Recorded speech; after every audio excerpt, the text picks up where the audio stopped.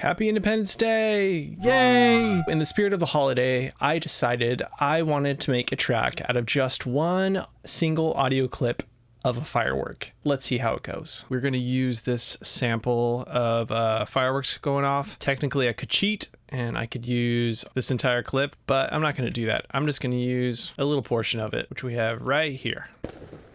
Firstly, we're going to make a kick drum. First thing I did is I crossfaded off the end a bit, shaped it, and then I'm going to punch the transients using K-Clip. You can use any transient editor you have. I like K-Clip. Secondly, I have SPL Transient Designer, so I'm going to take away some of the sustain at the end and boost some of the hit at the beginning a little bit further. Then I'm going to use low air here. It's basically just going to boost those lower frequencies. After that, I'm going to do something that's probably blasphemous and add a little bit of reverb. I just kind of want to extend it a little bit. And then finally, I'm just going to add a compressor on it. Okay, so I'm going to mix that down, export it, and I'm going to deal with that later. Next, we need a snare drum. So firstly, do a little bit of a EQ surgery here, taking out the lows, a little bit of the mids there, then K-Clip for the transients, Transient Designer. This time I'm taking out some of the attack, boosting some of the sustains in the end, adding a little bit of tube drive to it, a little bit of fuzz to it.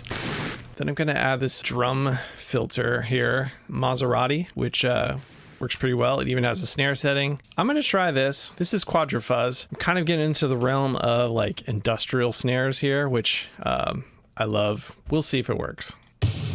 After that, I have this envelope shaper, which comes with Cubase. Pitching it up a little bit, just a little bit of reverb. I'm gonna export that, and then I'm gonna load it into Battery. In Battery, I'm gonna output it to another channel.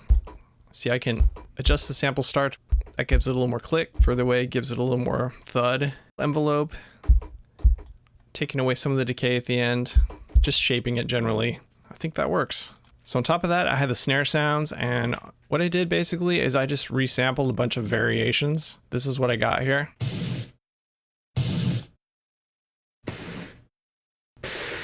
So with one snare, I basically turned it into a hi-hat, gave it a little bit of release and decay, and then I modded the decay with velocity. So if you play it with less velocity, it has that nice click, and then when you really want to punch it like an open hi-hat, then it will increase the decay. Snares, I doctored them a bit with some effects, but for the most part, just kind of shaped them in Battery with the volume envelope. I made it so that the velocity controls the pitch on these. When you're playing, you can basically make one snare kind of sound like two different snares. So I have a kick, I have a snare. We're gonna need a pad underneath. So I just took the nice long tail section here and basically added a metalizer to tonalize it. Export that down and load it into a sample track in Cubase. Give it some fade in with the filter, add some compression, and I like to throw reverb onto the inserts. I don't know why, it just gets a bigger sound and I like it. And I have Altiverb, which is what I use when I'm not messing around. Now when you're throwing samples into the sample tracks in Cubase, one little trick too is you can put a tuner on there, play a D, see them fluctuating a little bit, but then you can kind of adjust it in the fine tuning. So I got my pad. All right, bass. So at first I tried just doing a whole bunch of processing on this, which got me this,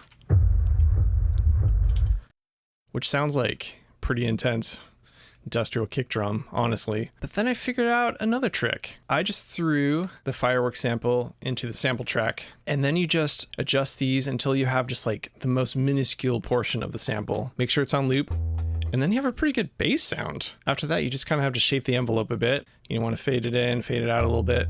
Threw some compression on there. This envelope shaper, which is really handy.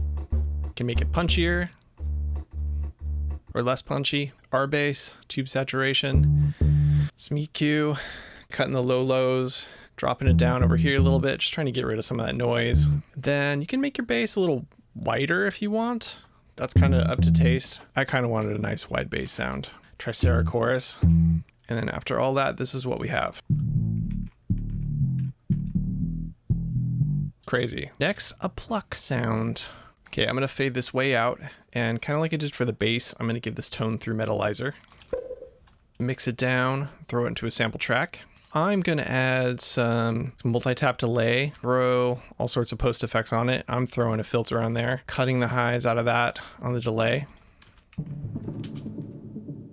Some reverb, some K-clip. Finally, I want to make a second pluck sound. In this one, I'm going to do a little differently. I'm going to put it into a sample track, and then I'm going to basically just focus on a very, very small portion of the sample. It's looping, but the envelope is shaped in such a way as to kind of give it a nice attack and then a long ring out, kind of like a bell sound. And with this, I'm going to add basically the same sort of effects. This has a bit of a different quality to the plucked one. It's got a bit more gradual attack on the filter there, and some resonance and some drive. Gives it a little bit more of a squeaky quality. Basically the same effects as pluck one. And all I want to do with this one is it's going to be fast plucking on one section, and then there's going to be an echo over top of it. Okay, so let's put it all together. I'm going to start with just a simple kick drum. Make up a chord progression with the pad.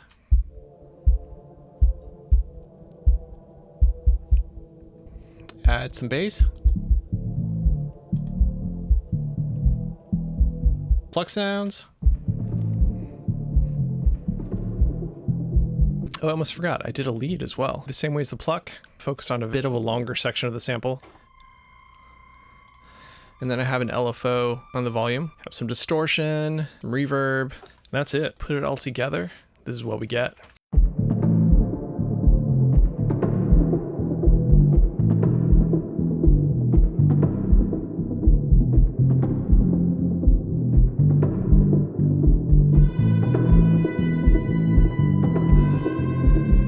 So obviously I have a slew of plugins at my disposal, but that's not to say that you couldn't just use the comparable stock plugins of your DAW. And I made an entire track just from a little tiny clip of a Firework. And I think that's the beauty of music and art in general. We don't need a lot of material. All we need is creativity, some discipline, some hard work. And with that, you can make anything happen. And I think that's beautiful. Thanks for listening.